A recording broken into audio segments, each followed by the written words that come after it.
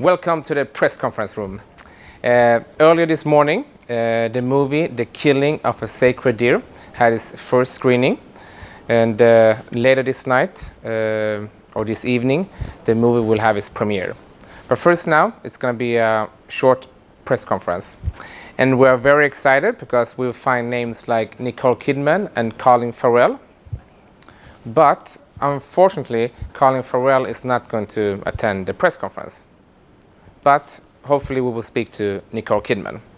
So now I want to show you a little bit of the press conference.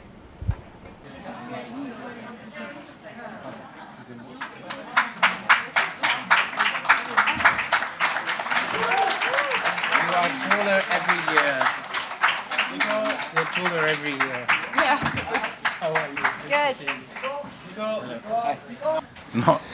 Mesdames, Messieurs, bonjour. Ladies and gentlemen, good morning. Center of the table, director Yorgos Lanthimos.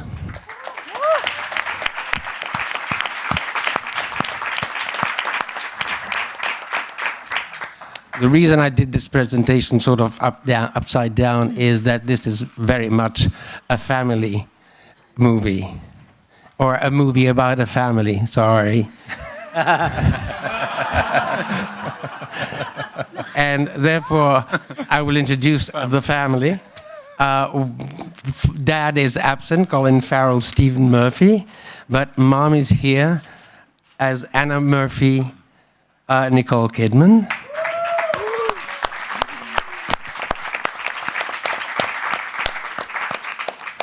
As Kim Murphy, Miss Rafi Cassidy.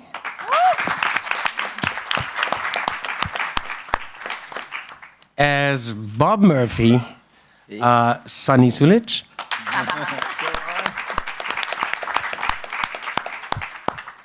And as Martin, no last name, Barry Keegan.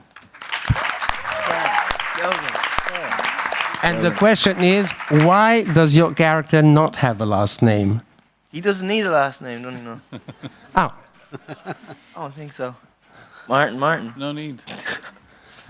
What We did didn't they? have to have a tag, No. so we didn't have to come up with a last name. Okay. Now we have a question here. Hi, I'm Deborah Cole from AFP. I have a question for Yorgos and Nicole. I was wondering how you approach the work with these young actors, given how brutal this material is, like how you sort of ease them through the process on set. And Nicole, you're appearing in 4 projects here in Cannes. I was wondering if you could talk a little bit about this stage you've reached in your career and what you think your massive presence in Cannes says about that.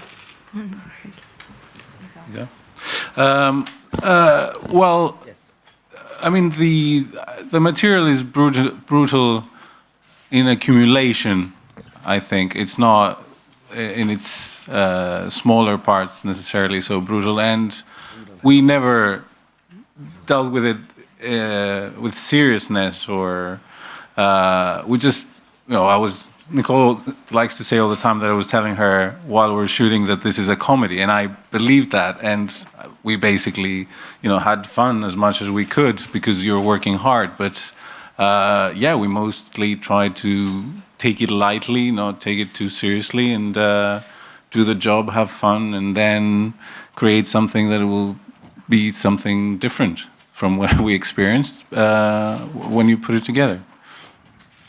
Yeah, I mean, that's Yorgos would always say, Nicole, you've got to understand the tone, it's a comedy. And I would be like, okay. But I think for Raf and Sunny, they felt very protected, if I'm speaking for you. I mean, they were up for anything, and they were really engaged and excited. And we rehearsed, and we had time together, and we spent time hanging out in the house, and then obviously we shot in a real hospital for a good couple of weeks. And then to have four projects here, I mean, that's sort of a confluence of events. It's not something that I was aware would happen, but at this stage of my life, I'm just trying to stay very bold and open and try things and support filmmakers that I believe in, and also people like Jane Campion, who's been my friend since I was 14, discovered me basically. So it's, you know, I'm at that place in my life where I still try to act as though I'm 21 and starting my career, if that makes sense. Jason? Jason Gorber from Screen Anarchy and Birth Movies Death. Yorgos, stunning tracking shots. I'm wondering if you could talk about the development of the look.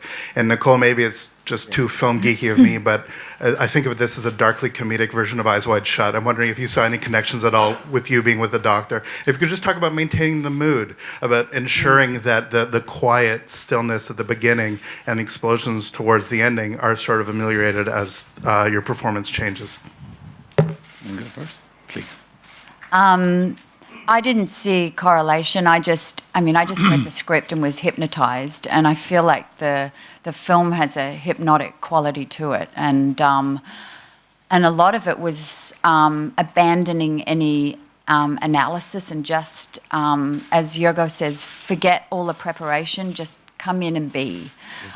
He has a very particular way of creating a set and the vision for it, and I think the job of the actor, particularly in his style of filmmaking, is to come and help that come to fruition and not distract. A lot of times, Yorgos' direction is, please do nothing, which is a really interesting thing. It's a very, very difficult thing to do as an actor. And that's, for me, when I watched the film, I called him afterwards and I said, I've not seen anything like it, because, and I felt hypnotized by it. So, you answer now, Yorgos. Yeah, no, tracking shots. We always try to find which is the right way to film a script after we're done with it. I always try to make it very related to the material, how we shoot, and I just felt that this film needed to have a sense of something other being there. So the camera became a little bit more mobile and, you know, following people around and creeping in or observing from above and all those kind of things. So through that, we try and come up with what does that actually mean in practical terms. And it evolves while you're filming anyway. You start with an idea and then you're against reality and how, you know, the things that you can achieve. So it's a combination of all that. One of with my the kids movies that I watched? Yeah, one of your movies that you watched with. Start with that, it's easier. Yeah. This film my children will not be seeing. I actually, my children don't really see my films. Our family is very separate to my creative life, and I try to, occasionally I'll do something for them that they can come on set. I did Paddington, where they were able to come and, be a part of it. But they have very little understanding of what my husband or I do. Their lives are obviously far more important. And so I can't remember. I know that they saw Paddington, and my child at the time was appalled because I was playing the villain. And so I try to keep it quite separate for now. And that's how I'm able to be a mother. And a lot of it is when you're an actress trying to juggle motherhood with the work that you want to do. And I'm fortunate in the sense that I'm married to a musician, so our schedules are able to be juggled, and we're able to go and pursue our sort of artistic, creative life, as well as then have a very solid home life. And I keep it simple in that regard. The first film I watched with my family, I was taken to the theatre as a child. I was actually not raised on cinema. That came more in my teenage years.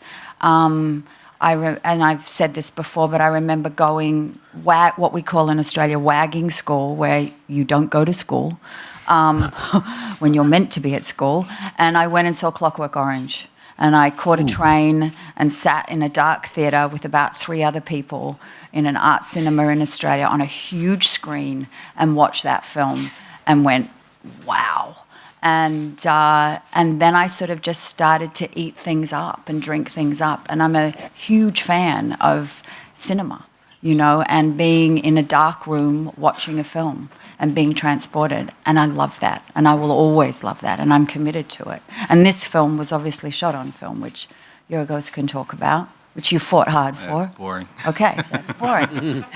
But I mean, I still have that passion at this age. I still have a passion for acting and for cinema and for storytelling and for pushing boundaries and moving out of my comfort zone, at least, to try things with an abandonment